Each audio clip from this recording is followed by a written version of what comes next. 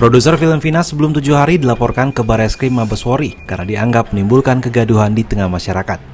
Laporan tersebut diajukan oleh Asosiasi Lawyer Muslim Indonesia atau ALMI ke Barreskrim Polri pada Selasa 28 Mei 2024. Selain kegaduhan di tengah masyarakat, mereka menilai film ini juga menimbulkan narasi negatif terhadap penanganan proses pidana yang tengah ditangani pihak kepolisian. Terkait pasal 28 ayat 2 tentang ITE, kemudian junto pasal 45 huruf A terkait dengan tindak pidana yang mengandung sara dan membuat kegaduhan. Nah, ini poin yang menurut hemat kami serta konsultasi ke kawan-kawan cyber, memang ada delik pidana di situ. Nah, kemudian yang ditanya, siapa yang dilakukan dan siapa yang melakukan. Nah, laporan ini barang tentu yang memproduksi film.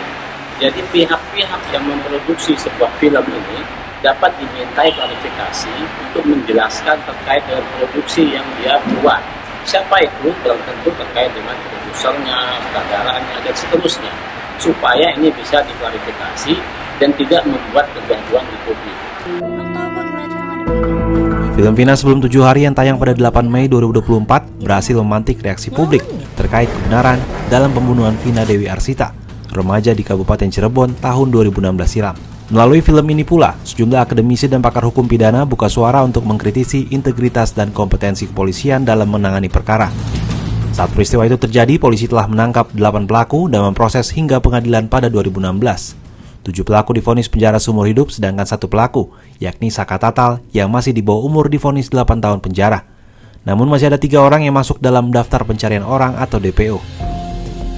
Setelah viral di media sosial, salah satu DPO, yakni Peggy Setiawan, berhasil ditangkap polisi.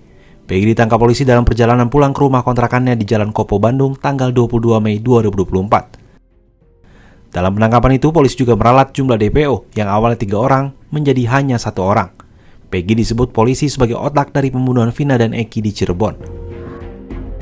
Meski telah ditangkap, sejumlah kejanggalan dalam pengungkapan kasus ini tetap menimbulkan tanya dari publik. Bahkan belakangan, Peggy berencana mengajukan pra-peradilan atas kasus tersebut.